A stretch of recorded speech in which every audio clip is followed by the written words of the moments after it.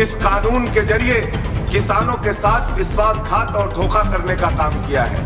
आप एक योजना लेकर आए हैं जिससे आगे चलकर सारी कृषि क्षेत्र को अब पूंजीपतियों के हाथ में देना चाहते हैं। मैं इसलिए आम आदमी पार्टी की ओर से इस बिल का विरोध करता हूं। कोई किसान का बेटा इस तरह का बिल नहीं ला सकता। तब भी जब 10 साल बाद आप गांव के सब खेतों की मेड़ों पर जाएंगे तो टूटी ही मेड़ें आपसे पूछेंगी कि जब हमारा गला काटा जा रहा था तब आप संसद में क्या कर रहे थे। दलों के दायरे से ऊपर बढ़िए, क्योंकि किसानों ने व्हिप जारी कर दिया है। आपको यह तय करना है कि दल के इतिहास में रहिएगा या किसानों के दिल के इतिहास में रहिएगा।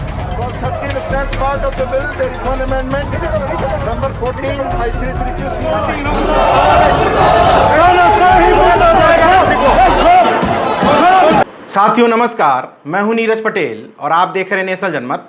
सड़क पर उतरे किसानों के भारी विरोध प्रदर्शन, राज्यसभा में विपक्ष के भारी हंगामे के बीच में सत्ता पक्ष यानी कि भारतीय जनता पार्टी की सरकार इस बात को लेकर अपनी पीठ थपथपा रही है कि राज्यसभा में भी उसने किसानों से जुड़े हुए दोनों विधेयक ध्वनिमत से पारित करवा लिए हैं। राज्यसभा के अंदर किस पार्टी ने इस बिल का समर्थन किया, किसने विरोध किया, ये मैं आपको विस्तार से बताऊंगा। लेकिन पहले ये बता देता हूं कि सत्ता पक्ष और विपक्ष के आरोप प्रत्यारोपों के बीच में सबसे ज्यादा पीड़ित है वो है किसान, क्योंकि इस पूरे मामले में अगर असली कोई विपक्ष था तो वो थे किसान और किसानों के संगठन।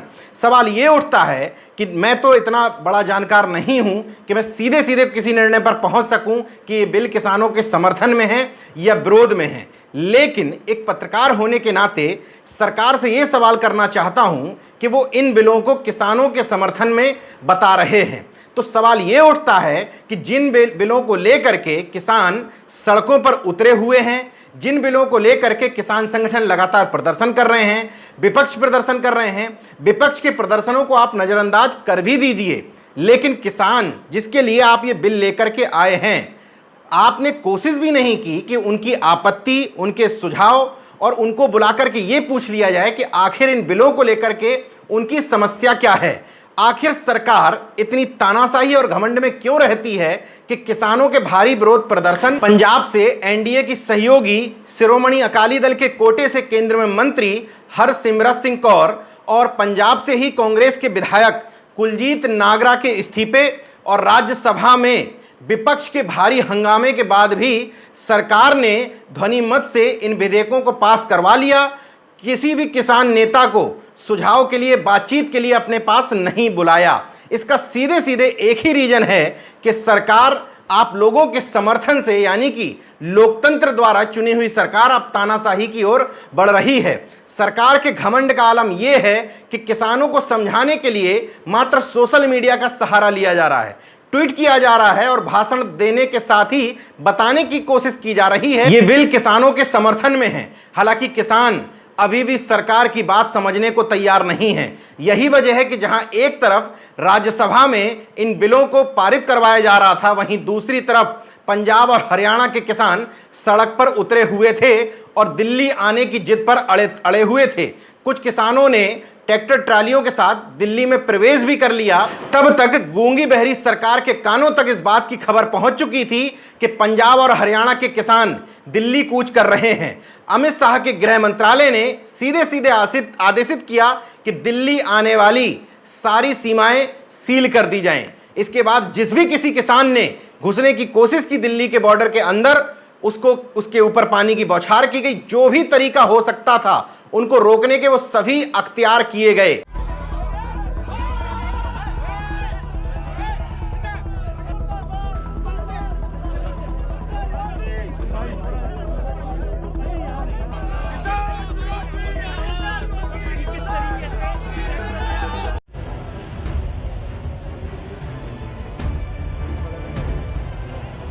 हालांकि राज्यसभा में अल्पमत में होने के बाद भी इन दोनों विधेयकों को पारित करा करके मोदी सरकार भले ही अपनी पीठ थपथपा रही हो, लेकिन किसान संगठनों ने अपने इरादे जाहिर कर दिए हैं कि वो अभी भी इस मुद्दे को छोड़ने वाले नहीं हैं। ये संघर्ष लंबा चलेगा। सवाल यह उठता है कि जब राज्यसभा में एनडीए अल्पमत में था तो आखिर यह प्रस्ताव उसने पारित कैसे करवा लिए। पूरा गणित समझा देता हूं।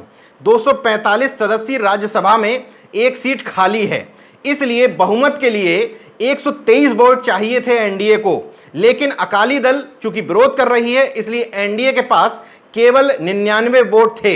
यूपीए यानी कि कांग्रेस समर्थित दलों के 65 सांसद थे। अन्य सबसे इंपॉर्टेंट है 77 सीटें थी अन्य के पास, यानी कि भारतीय जनता पार्टी को अगर राज्यसभा में इन दोनों विधेयकों को पारित करवाना था तो उसको 24 सांसदों के वोटों की जरूरत थी, लेकिन राज्यसभा में वोटिंग की तो नौबत ही नहीं आई।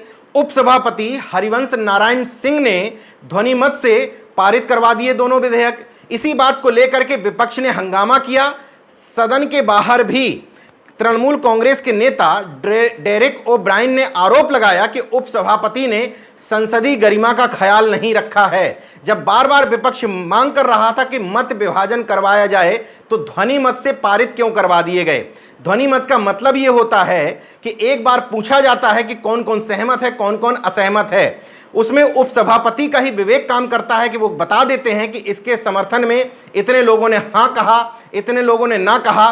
3 बार इस प्रक्रिया को दोहराया जाता है। उसके बाद उपसभापति ये घोषणा कर देते हैं कि ध्वनि मत से ये विधेयक पारित करवा दिए गए हैं। जबकि मत विभाजन में या तो पर्चियों का सिस्टम होता है, हाथ उठाने का होता है, कुल मिलाकर के वोटिंग की प्रक्रिया होती है। शायद ये प्रक्रिया इसलिए नहीं अपनाई गई हो क्योंकि सरकार को इस बात की आशंका थी कि राज्यसभा में एकजुट विपक्ष अगर उसके खिलाफ मतदान करेगा तो वो दोनों विधेयक पारित ही नहीं करवा पाएंगे।